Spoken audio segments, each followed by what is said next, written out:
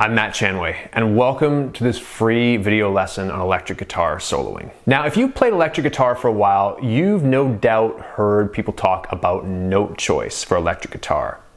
Maybe in a positive way, people might rave about a certain guitar player, like, man, this guy or gal has great note choice. Or maybe even in a not so positive way, depending on what player people are talking about. I've also heard some sort of disgruntled or discouraged learners kind of comment that they feel that note choice is sort of a phenomenon that either you got it or you don't, and I'm really here to assure you that that's not the case. Playing great lead guitar or having a knack for great note choice while improvising really isn't a one-dimensional sort of skill.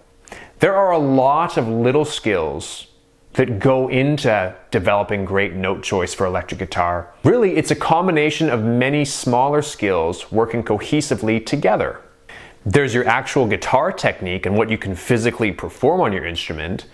Now, you certainly don't need to be able to shred to play great lead guitar, but you absolutely need to have some good technique in order. You need a good ear, or really a great ear, and you need to have a good sense of timing. If you don't have a great sense of timing, you can choose the sweetest sounding notes in the world while you're soloing, but they're just going to sound like a sloppy mess that's all out of time with the beat. Not a great sound. You also need to be able to connect all these skills and many more with what you actually see on your guitar fretboard. You need to be able to visualize where your hands need to go to play the notes that you want. And while you certainly don't have to be a music theory expert to play great lead guitar, you are going to want to learn some music theory that pertains to this. Otherwise, you're sort of going to be cheating yourself out of your own potential. Many fantastic and celebrated lead players who are not known for having a strong knowledge of theory.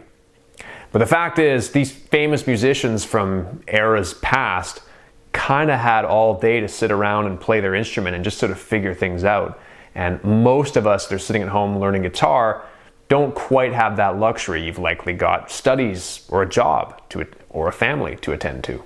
And really, knowing the right amount of music theory is not something that's going to hold you back or stifle your creativity. It's something that's going to make your lead guitar playing come together much faster and better. Now, when these skills are really dialed in, you will be in a place where you can actually hear the notes that you want to play as you're soloing.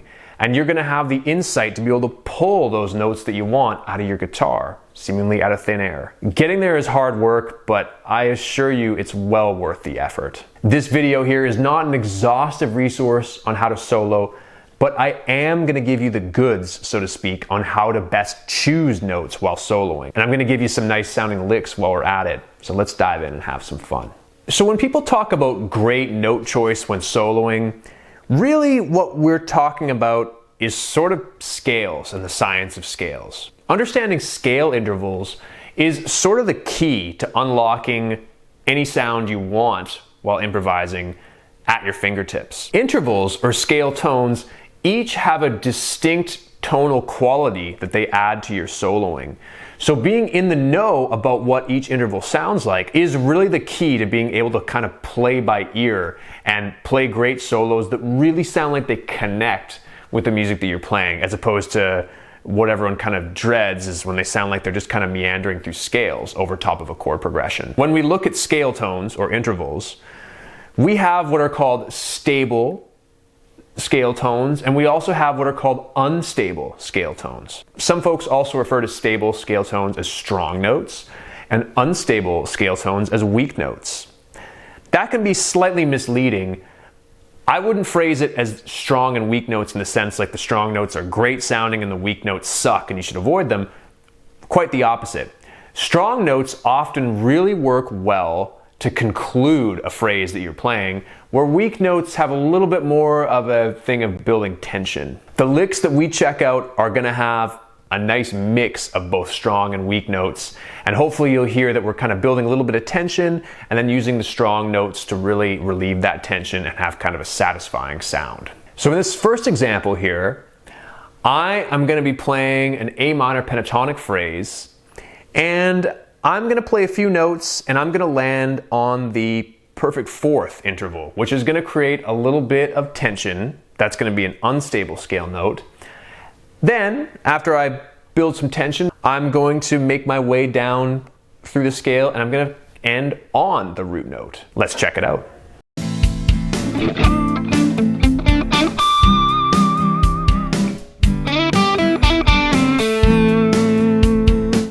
So the first one, I'm doing a little bend on the 7th fret of the 3rd string, just up and down to the 5th fret, then 7th fret of the 3rd string. I use my ring finger to roll over to the 7th fret of the 4th string.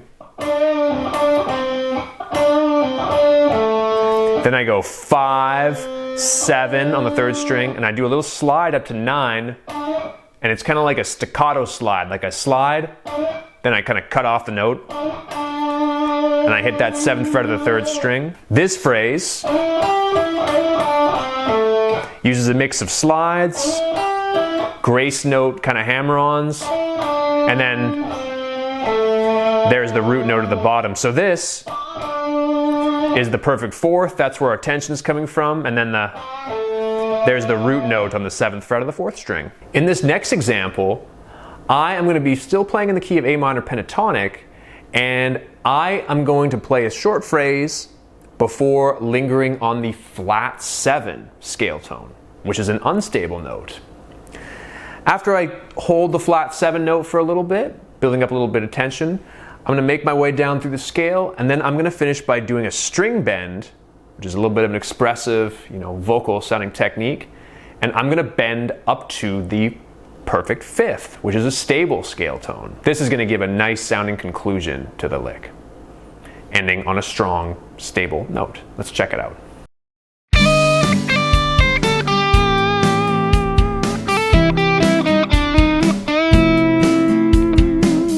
This next one uses a bit of blues scale phrasing here. I'm actually sliding up to the blues note there, which is a bit of a risky move. It can sound a little bit outside at first. Then a little hammer on from 8 to 10. And I go 10, 8 on the 2nd string. And that's our flat 7 there that I'm lingering on there. Then this phrase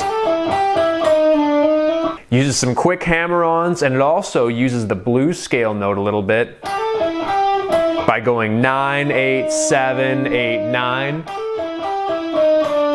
And I finish by bending up to the perfect 5th, which I'm bending the 7th fret of the 3rd string to match the pitch of the 9th fret of the 3rd string.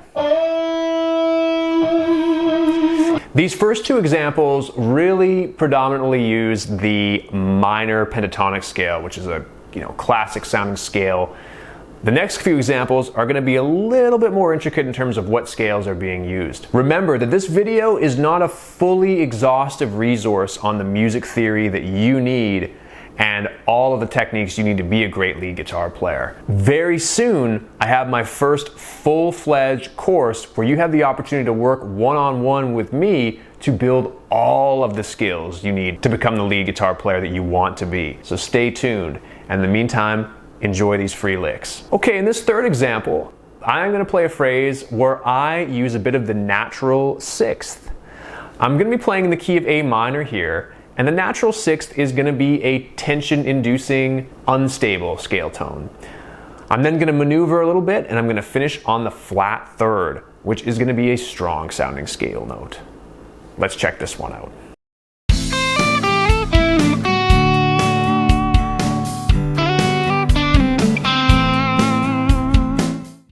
So this one starts with a pair of slides. First going from 8 to 10 on the high E string, and then 8 to 10 on the B string. We also hit a slide from the 9th fret of the 3rd string to the 7th fret of the 3rd string. So you have... Then I'm dwelling on this natural 6th here, which is giving us some nice, well-timed sort of tension with the unstable scale degree. The end of the phrase starts with me sliding into the natural 6th, up 1 fret to the 8th fret of the 2nd string, then a slide down from 7 to 5 on the 3rd string. I'm hitting the root note, and then finishing the whole phrase on the flat 3rd there. This next example is going to be a little bit brighter sounding, a little bit more happier sounding even. We're going to be in a major key this time. We're going to go with the key of G major. In this example, I'm going to use the perfect fourth to build some tension, as it is an unstable scale tone. And then I'm going to make my way through the scale, and I'm going to resolve on the root note, which is always a good choice. This one really has the sound of the G major scale within it, so it's a bit more of a softer or ballad sort of sounding thing. Really, the perfect fourth is such a beautiful note when it's used properly. However, if you just kind of like dwell on the perfect fourth without really knowing what you're doing, it can sound super amateur, and it can just sort of sound almost kind of jarring a little bit. So it's definitely a note that you kind of use with a little bit of caution, but once you get your skills dialed in and you know what you're doing, it's an awesome note that you can use in your own playing. Let's check this one out.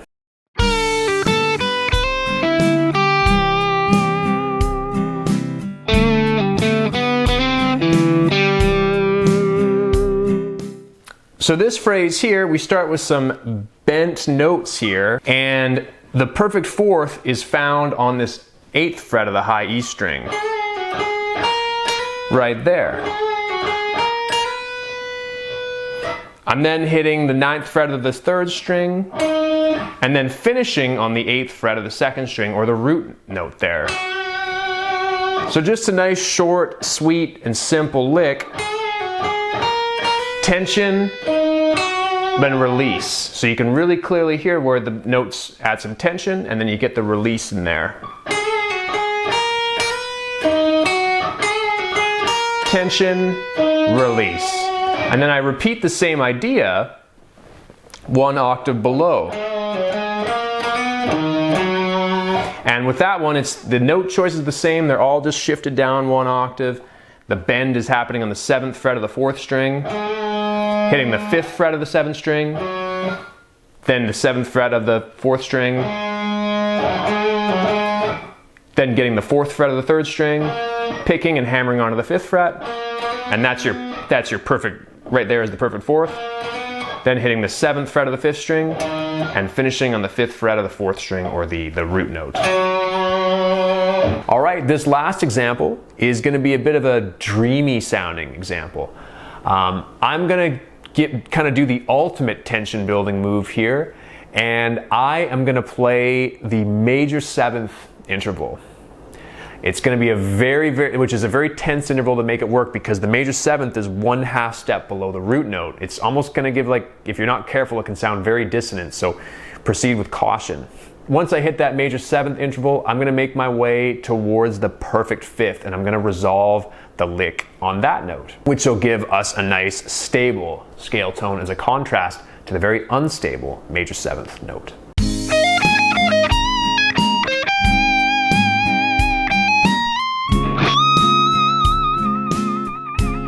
This last one, quick little pentatonic phrase there, and a bent note, and some string skipping here where I hop to the 18th fret of the 3rd string, and then this 16th fret of the high E is the major 7th, very sort of tense but almost sort of dreamy sounding note. And then to sort of release the tension, I'm just kind of climbing up the high E string. Very sort of 1980s sounding there, but that monster bend I'm finishing on is the bend up to the perfect 5th. And when you're coming out of that, so there's the tension, and there's a nice strong resolution there. So that'll do it for today's lesson. I really hope you enjoyed these licks and you got something out of them. Like I said, stay tuned as we have the Electric Guitar Academy one-on-one course option coming very soon. I'm really, really excited to unveil it. I've been working like a dog on it just to make sure everything is just right, and so it's really a good offering. It's going to give you tons of value. If you like this video, feel free to leave a like, comment, or subscription, and stay tuned. I've got more cool stuff coming your way. Cheers.